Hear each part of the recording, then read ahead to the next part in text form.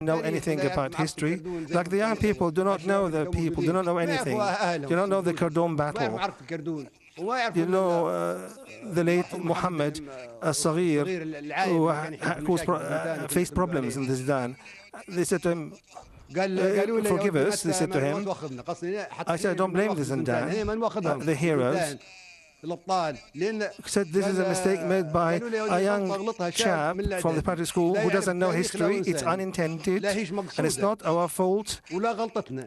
Crazy people from the Banani, they are just misled people. And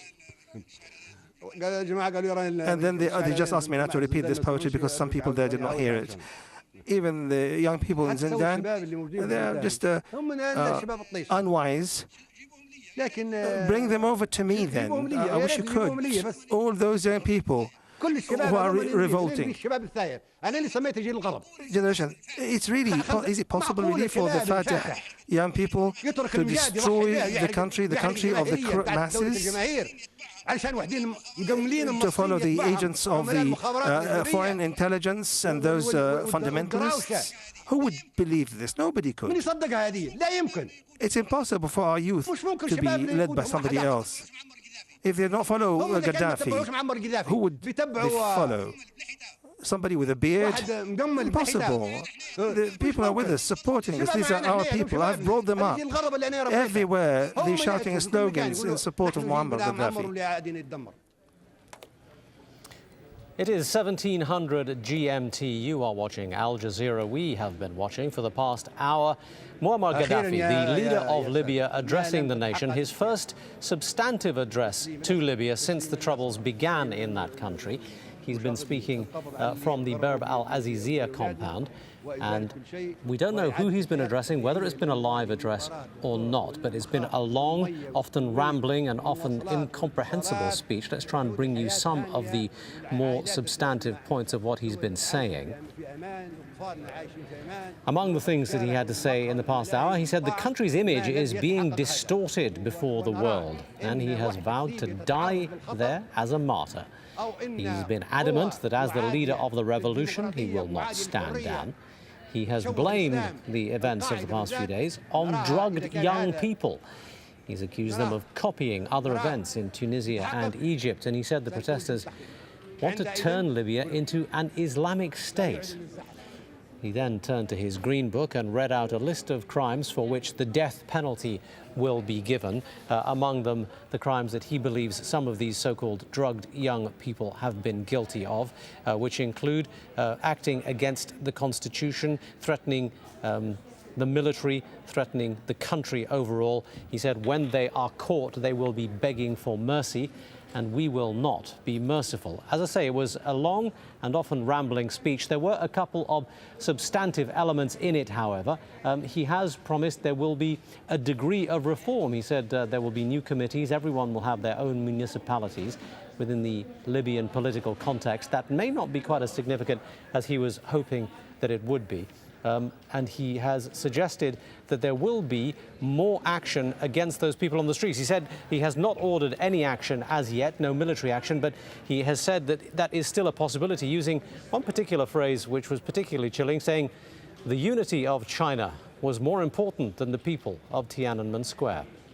I'm joined on the set here in Doha by Libyan political analyst Ibrahim Jibril. Thanks for being with us, Ibrahim, through this speech, which is still going on. It's taken more than an hour so far. I said it was the first substantive speech that he's made, but I suppose substantive may not be the right word. I mean, it's certainly the first significant speech he's made, but its tone, its content, its presentation, all somewhat confusing.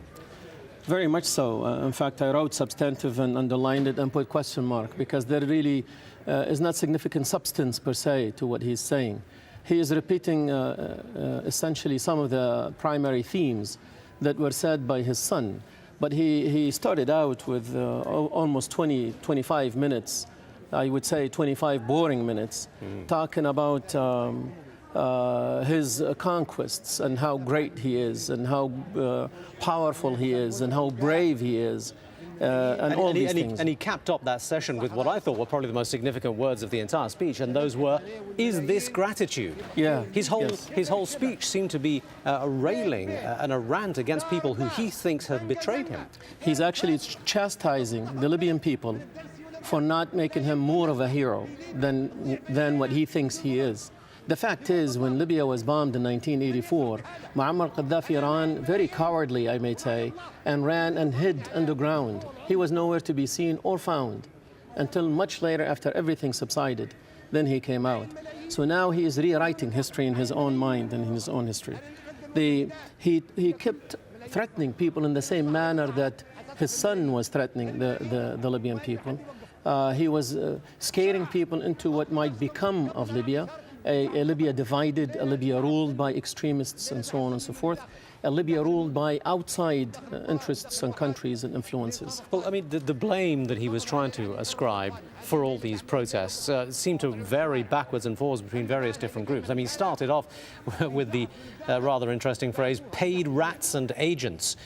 So he seems to imply there was some outside interference in there. Then he's blaming Islamic influences in there. Then he started blaming drugged young people. And at one point he said, "Do you want America to come and occupy you?" Right. So basically blaming the Americans too. I think he's using a shotgun approach so that anything that might stick, he thinks, anything that would stick might stick. The important point is that looking at him and listening to him, this is a man who is very quite out of touch with reality, quite out of touch with what is actually going on in the streets of Libya. Gaddafi, look outside the window, look at the streets of Libya, and you will see that there are millions of people out there who don't want you to be around. This is the message. He's been calling on people to come out onto the streets and demonstrate their support for him. He seems to think that support exists, and he said he would fight to the last drop of his blood with the Libyan people behind me. Yes, exactly. So he has this illusions that he actually has support in Libya. Well, the reality is the Libyan people are out on the streets. That is true. But they are out on the streets telling him, "We don't want you anymore. We want you out, you, your family, your sons, your daughter, everybody. We want you out." You no longer scare the Libyan people with your threats and with your ranting and raving like a Hitler. Well, I mean, let's not prejudge that, because some of his threats were really quite chilling. I mean, he was basically threatening the death penalty for all the people who attacked the military, who threatened the country, who undermined the constitution. When they are caught, they will be begging for mercy, and we will not be merciful. And then the allusions to Tiananmen Square, the suggestion that he would do a Tiananmen Square should it come to it. Well, then, the interesting thing is that Libya has no constitution, yet he talks about if you violate the constitution, there is a death penalty for that. But he had suspended the constitution in 1972. Well, he looks like he's just finished his address with a really, what I guess he thought was a rousing call to arms for his supporters. There's a few people coming up to congratulate him, but there's not exactly the thousands of cheering supporters that you would normally see for a Gaddafi. Correct. In fact, there is nobody there. So we don't really know, as you mentioned at the beginning, we don't know if this is live or this is taped. This is for one thing. There is no really substance.